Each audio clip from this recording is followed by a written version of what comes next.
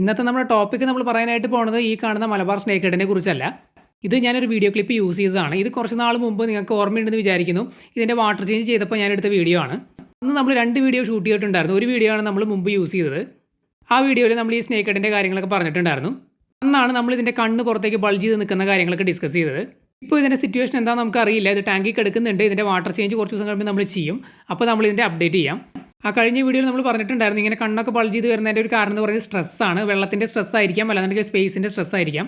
നമുക്കൊരു കമൻറ്റ് വന്നിട്ടുണ്ടായിരുന്നത് സ്പേസിൻ്റെ ആണെന്ന് പറഞ്ഞിട്ടാണ്. അപ്പോൾ ഞാൻ പറഞ്ഞിട്ടുണ്ടായിരുന്നു തൽക്കാലം നമുക്ക് ഈ ഒരു ഫ്രിഡ്ജ് ബോക്സിൽ തന്നെ ഇടേണ്ടി വരും. കുറച്ച് നാൾ കഴിഞ്ഞിട്ട് നമുക്ക് വലിയ സ്പേസിലേക്ക് മാറ്റാനായിട്ട് പറ്റുള്ളൂ. അതുകൊണ്ട് വാട്ടർ ക്വാളിറ്റി നമ്മൾ ക്ലിയർ ആയിട്ട് തന്നെ മെയിൻറ്റെയിൻ ചെയ്യുന്നുണ്ട്. ഇതിൻ്റെ സ്ട്രെസ് മാറിക്കഴിഞ്ഞ് കഴിഞ്ഞാൽ കണ്ണ് പഴയ പോലെ തന്നെ ആവുമെന്നാണ് പറയുന്നത്. ഈ ഒരു ഇഷ്യൂ ഇതിനുണ്ട് എന്നുണ്ടെങ്കിൽ മീൻ ഫുള്ളി ആക്റ്റീവാണ്, ഫുഡ് കാര്യങ്ങളൊക്കെ നന്നായിട്ട് കഴിക്കുന്നുണ്ട്. അപ്പോൾ ഞാൻ പറയാൻ ഉദ്ദേശിച്ചത് എന്താണെന്ന് വെച്ച് കഴിഞ്ഞാൽ നമ്മൾ യൂസ് ചെയ്യുന്ന ഈ ഒരു വീഡിയോ ക്ലിപ്പ് എന്ന് പറയുന്നത് നമ്മൾ മുമ്പ് എടുത്തതാണ്. ഇപ്പോൾ നമ്മൾ പുതിയതായിട്ട് എടുത്ത ഒരു അപ്ഡേറ്റഡ് ക്ലിപ്പല്ല. ഈ ഒരു വീഡിയോയുടെ ആവശ്യത്തിന് വേണ്ടിയിട്ട് നമ്മൾ യൂസ് ചെയ്തതാണ്.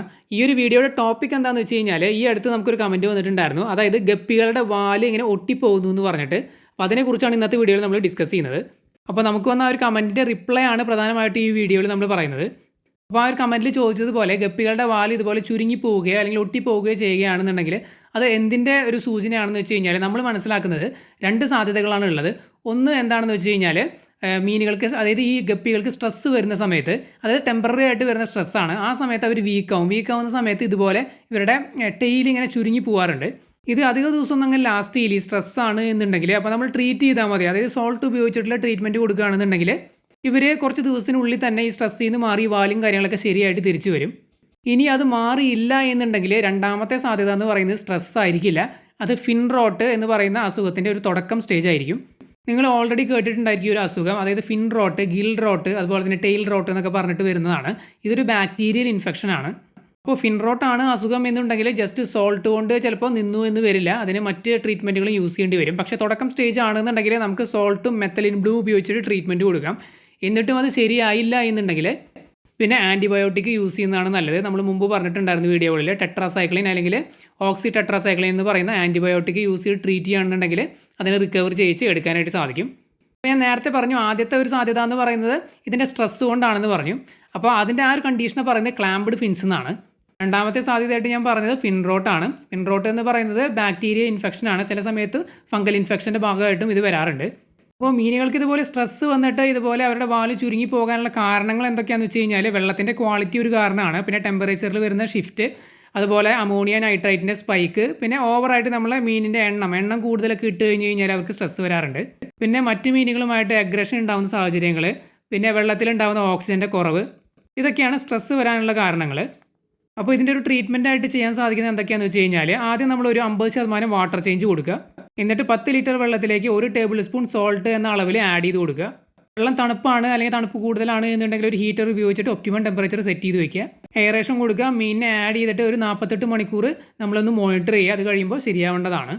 ഇപ്പോൾ നമ്മൾ ഈ ട്രീറ്റ്മെൻറ്റ് പറഞ്ഞത് സ്ട്രെസ് മൂലം ഇതിൻ്റെ വാല് ചുരുങ്ങി പോകുന്നത്, അതായത് ക്ലാംപ്ഡ് ഫിൻസ് എന്ന് പറഞ്ഞ കണ്ടീഷൻ. ഇനി നമുക്ക് ഫിൻ റോട്ട് ആണെന്നുണ്ടെങ്കിൽ എങ്ങനെയാണ് ഇതിനെ ട്രീറ്റ് ചെയ്യേണ്ടതെന്ന് നോക്കാം. ഈ ഫിൻ റോട്ടിൻ്റെ കാരണം ഞാൻ നേരത്തെ പറഞ്ഞാണ് ഇതൊരു ബാക്ടീരിയൽ ഇൻഫെക്ഷനാണ്. വെള്ളം മോശമാകുമ്പോഴൊക്കെയാണ് ഇതിൻ്റെ ഒരു പ്രശ്നം വരുന്നത്. അതുപോലെ തന്നെ ഈ ഫുഡിൻ്റെ വേസ്റ്റ്, മീനിൻ്റെ വേസ്റ്റൊക്കെ ഓവറായിട്ട് വെള്ളത്തിൽ വരുമ്പോഴാണ് ഈ ഒരു പ്രോബ്ലം വരുന്നത്.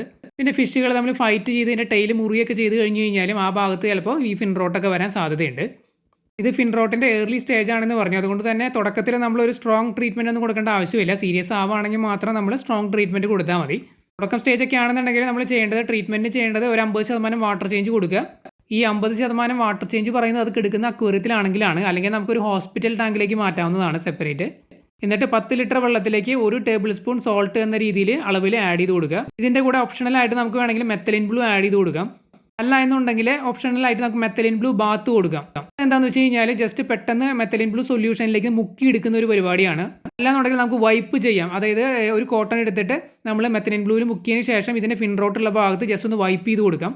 ഫിൻ റോട്ടിൻ്റെ ഏർലി സ്റ്റേജ് ആണെന്നുണ്ടെങ്കിൽ ഈ ഒരു സംഭവങ്ങളൊക്കെ ചെയ്ത് കഴിഞ്ഞാൽ ക്യൂർ ആവേണ്ടതാണ്. ഇനി ശരിയായില്ല, സീരിയസ് ആവുകയാണെന്നുണ്ടെങ്കിലാണ് നമ്മൾ ടെട്രാസൈക്ലിൻ എന്ന് പറയുന്ന ആൻറ്റിബയോട്ടിക് യൂസ് ചെയ്യേണ്ടത്. ഇത് അക്വേറിയം ഷോപ്പുകളിൽ നിന്ന് വാങ്ങാനായിട്ട് കിട്ടും. ഇല്ല എന്നുണ്ടെങ്കിൽ നമുക്ക് മെഡിക്കൽ സ്റ്റോറിൽ നിന്ന് അവൈലബിൾ ആണ്. ക്യാപ്സ്യൂളായിട്ടാണ് വരുന്നത്. 250 mg അതുപോലെ തന്നെ 500 mg ആയിട്ട് ക്യാപ്സ്യൂളുകളായിട്ട് വരുന്നുണ്ട്.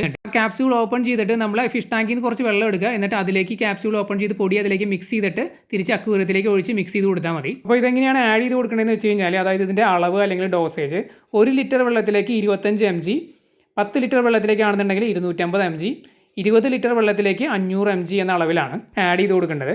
ട്രീറ്റ്മെൻറ്റിൻ്റെ ഒരു രീതി എന്ന് പറഞ്ഞു കഴിഞ്ഞാൽ, ആദ്യത്തെ ദിവസം ഫുൾ ഡോസാണ്, രണ്ടാമത്തെ ദിവസം ഒരു 30% വാട്ടർ ചേഞ്ച് ചെയ്തിട്ട് ഹാഫ് ഡോസാണ് കൊടുക്കേണ്ടത്. മൂന്നാമത്തെ ദിവസം അതേ രീതിയിൽ തന്നെ കണ്ടിന്യൂ ചെയ്യുക. എന്നിട്ടും കുറവൊന്നും കാണുന്നില്ല എങ്കിൽ വീണ്ടും ഫുൾ ഡോസ് കൊടുക്കാം.